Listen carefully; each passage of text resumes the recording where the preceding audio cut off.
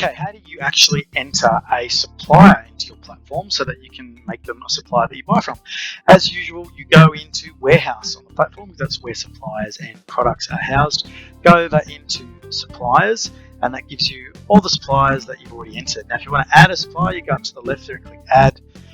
Ranking between 1 and 5. If you've got a ranking system in place and you've got a reason for that, then you can use the rankings. I'm going to use this as 1, and then you just basically add the details: company, trading name, password. Give them a password. The tax ID, the GST, VAT. The percentage markup is a system-based setting that is done in your general settings through the customer cloud. So that's where you manipulate that. Over here is address. Of course, you can choose from work, delivery, home, etc. Address fields. Now, the interesting part about when you enter a courier is freight info. Now, in the freight company section, you do want to select where, what freighter your your grower is picking up, is sending in with, because what you can do is you can set triggers for your pickup courier to actually go to the depot and pick it up when that grower sends in a shipment, so it can be really streamlined, which is cool.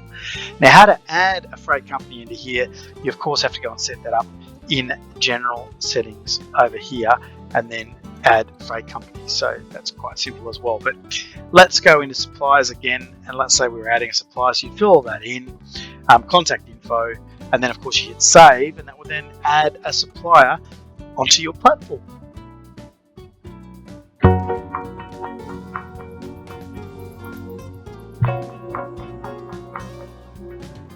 Okay, let's create a grower docket. Now, of course, we do that. Why are we creating a docket? It's because we want to enter product into our platform, which means we can then sell it. Now, if you've got all the modules, you'll have the web shop module, etc. That's how you get product live into the module. Now, you don't need the web shop module. You could still use the warehouse function and then just simply use the customer module if you've got a cut down subscription, but it wouldn't give you the web shop, etc. So it just depends on the modules you subscribe to. Warehouse module is where the product is obviously managed and handled, and we want to go to new supply entry, which is over here on the left. We need to create a docket for something. So in here, we're going to choose a supplier. Now, these are suppliers that I deal with, so I'm going to just choose a supplier here in my flower company. If I've got an airway bill or Conrad, I put it there. It's coming into me by road. My target arrival date, I'm going to choose for Wednesday next week, and I'm going to go start docket. Now, if this guy has supplied me with something before, then it will show up here with the things that they've supplied me as a shortlist. So hopefully it speeds things up. So I might go, yep. What have I got from this grower? I've actually got some hypericum. Fantastic. What color hypericum have I got? I've got some white hypericum.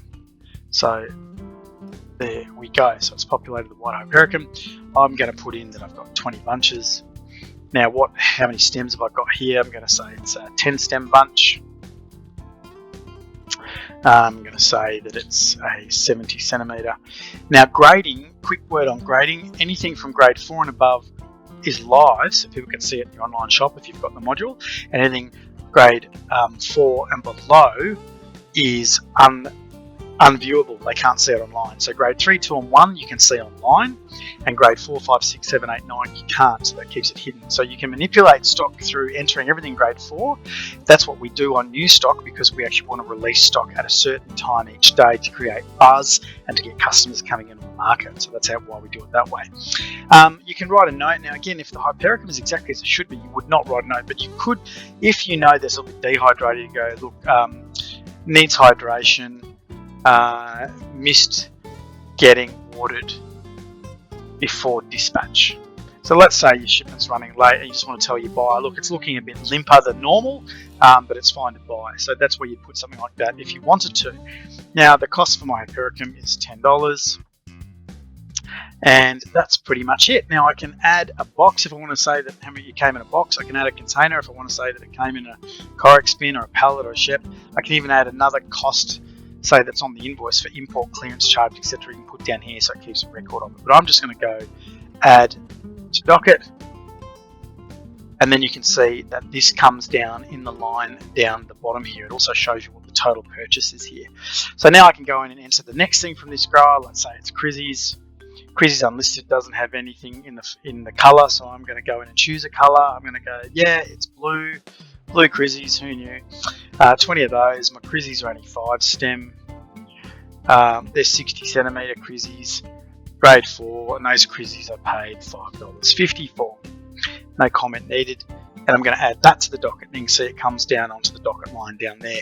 Now, once I've added it to the docket, I then go up into, I can either save it as draft if I want to come back and make some changes. If that is it, if that's all I'm getting from this grower and I know it, well then of course I'm going to submit. Now, something else just to have a look at before you leave.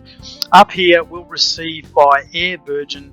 Now, if I go no, I know that grower's coming in differently. You can go into your preloaded couriers that you've got in here, and let's say that the grower is delivering it direct to the building themselves this time. I'm changing that here. Now, why I do that here is because this can also trigger a pickup alert to your courier to pick this up. If at the airport, I've got it linked up so the airport alert goes off, so I don't want that going off.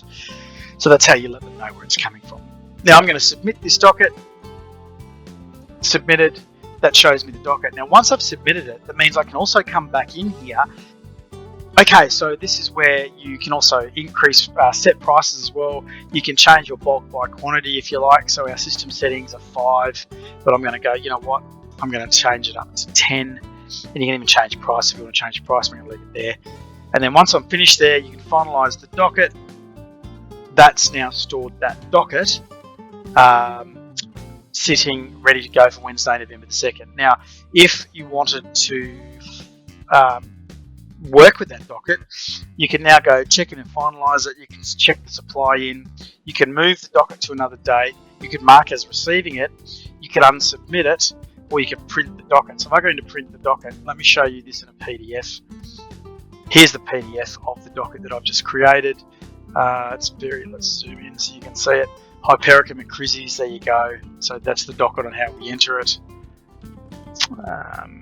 And obviously this is a dummy docket, so I want to delete it. So I'm going to go here for this docket, and I'm going to go unsubmit the docket.